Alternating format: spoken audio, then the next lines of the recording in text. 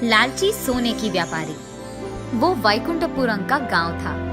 उसी गांव में रामजी नामक एक सोने का व्यापारी था। वहीं आसपास के सारे गांव में उसका बहुत अच्छा नाम था। वो बहुत ही गुणवत्ता और ईमानदारी से उसका व्यापार चलाता था। रामजी के दुकान जो भी आते थे वो उसकी बहुत आदर सत्कार करता था। वो उसके दुकान आए मेहमानों को जूस, कूलिंग वाटर, चाय ऐसे सब लाकर उन्हें देता था। रामजी का एक बेटा था और उसका नाम श्यामजी है। श्यामजी भी उसके पिता रामजी के साथ हर रोज दुकान जाता था। लेकिन श्यामजी हर चीज में लालची ज्यादा होता था। उसके पिता का ग्राहकों का ऐसे आदर सत्कार करना उसे बिल्कुल अच्छा नहीं लगता था। एक दिन जेवर खरीदने एक परिवार उनके दुकान आता है। अरे अरे आइए, नमस्कार। नमस्कार जी, बोलिए आज क्या देखना चाहोगे? हमारी बेटी की शादी है, इसीलिए हम गहने देखने आए हैं। अरे वाह, ये तो खुशखबरी है। आइए आइए। ऐसे उन्हें अंदर बिठाकर उन्हें गहने दिखाने लगता है, क्योंकि रामजी बहुत महंगी जेवर दिखा रहा था। रामजी, हम इतनी महंगी गहने नहीं खरीद पाएंगे, हम बहुत गरीब हैं, इसीलिए हमें कम दाम में जेवर दिखाइएगा। अरे हाँ हाँ, क्यों नहीं, जरूर। उनकी बातें सुनकर रामजी अपने बारे में बिना सोचे उनके लिए गहने कम दाम में देता है। वही बगल में बैठा श्यामजी ये सब देख बहुत गुस्सा होता है और मन में ऐसे सोचता है, अरे रे, इनके साथ मैं क्या ही करूं? अगर असली रेट पे ही सोने को ऐसे बेच देंगे तो हमारा क्या लाभ होगा? इनको तो व्यापार करना भी नहीं आता। हाँ। ऐसे ही लगातार रामजी के काम देख श्यामजी को बहुत गुस्सा आता था। ऐसे ही कुछ दिन बाद रामजी का सेहत बिगड़ने लगता है। तब रामजी अपने बेटे को बुलाकर, बेटा श्याम, मेरी उम्र बढ़ रही है और मेरी सेहत बिगड़ रही है। इस हालत में मैं दुकान चला नहीं पाऊंगा, इसीलिए अब से इस दुकान की जिम्मेदारी तुम्हारे हाथों में सौंप रहा हूँ। तुझे ही हमारे दुकान का पूरा ख्याल रखना होगा बेटा। जी पापा, इज्जत से। ऐसे वो बहुत विनम्रता से अपने पापा को जवाब देकर वो बहुत खुश होता है कि आखिरकार उसके मालिक होने की जो सपना था वो सच हो गया। अब से ये दुकान मेरा है, अब मुझे कोई रोक नहीं पाएगा, मैं जो मर्जी वो करूंगा। ऐसे सोचकर बहुत खुश होता है श्याम। मालिक बनने के बाद पहले ही दिन दुकान में मालिक की कुर्सी में बैठ वो बहुत हंसता है। कुछ देर बाद दुकान को कुछ लोग आते हैं। जितने भी ग्राहक दुकान को आते थे उन सबको उसी दुकान में मौजूद काम वाला जूस, टी देता था। ये देख श्याम जी को बहुत गुस्सा आता है।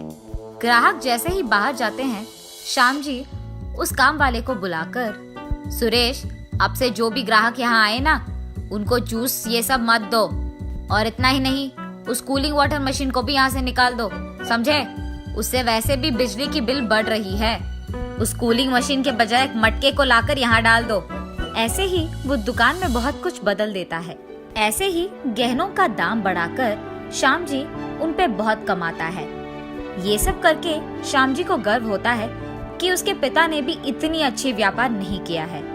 कुछ ही सालों में बहुत सारे पैसे कमाकर बहुत बड़े और महंगी गाड़ियां खरीदता है श्याम जी। श्याम जी को ऐसे अमीर बनते देख एक तरफ राम जी को गर्व होता है कि उसका बेटा बहुत अमीर बन गया, लेकिन दूसरी तरफ उसे दुख भी था कि उसका बेटा लोगों के भरोसे का फायदा उठा रहा है। ऐसे ही कुछ समय के बाद एक अमीर आदमी एक बड़ी और महंगी गाड़ी में उनके दुकान आता है। उस आदमी को आते देख श्याम जी, अरे लग रहा है कि ये बहुत अमीर आदमी है, इस पे तो मैं बहुत बड़ा लाभ बना सकता हूँ, ऐसे सोचता है। वो आदमी कार से उतरकर अंदर आता है। अरे सर, आइए आइए, स्वागत है आपका। बोलिए क्या देखेंगे आप? नमस्कार श्याम जी, मेरा नाम कुमार है।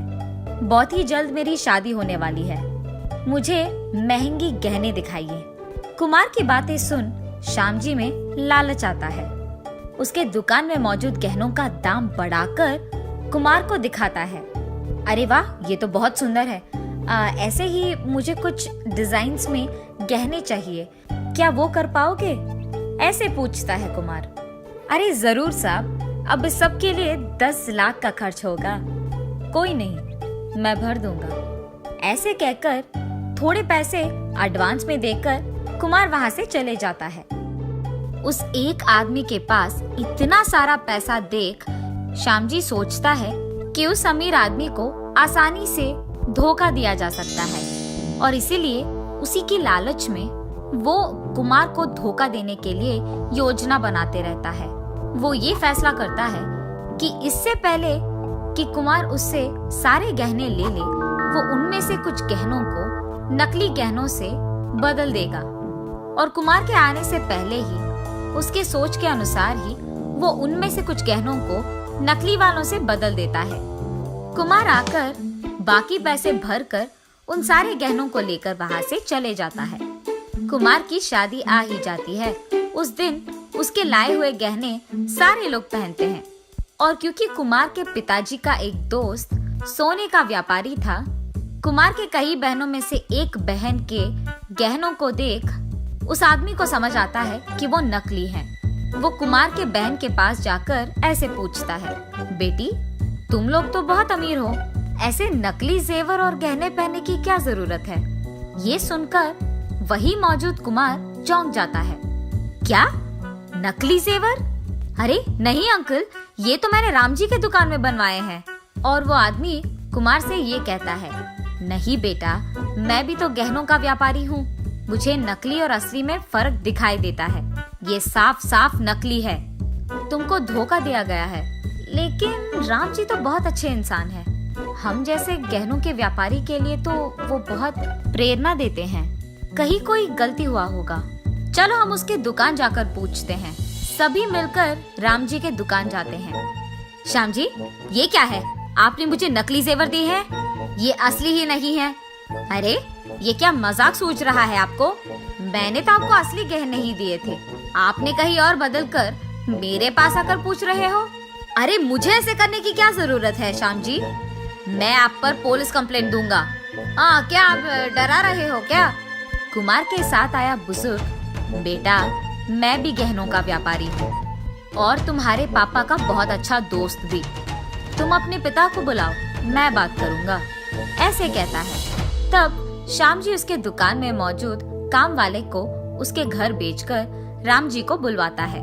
राम जी जब ये सब सुनता है तो ऐसे कहता है, अरे आप डरिए मत, मैंने तो इस दुकान में सीसीटीवी कैमरा लगवाया है, उसमें देखेंगे तो गलती किसकी है ये पता चल जाएगा। लेकिन किसी को ये बात नहीं पता था कि राम जी दुकान में सीसीटीवी लगवाया है, यहाँ तक कि श्याम जी को भी नहीं। राम जी उसके फोन में पूरा फुटेज देखते रहता है और दूसरी तरफ श्याम जी डर के मारे कांपने लगता है।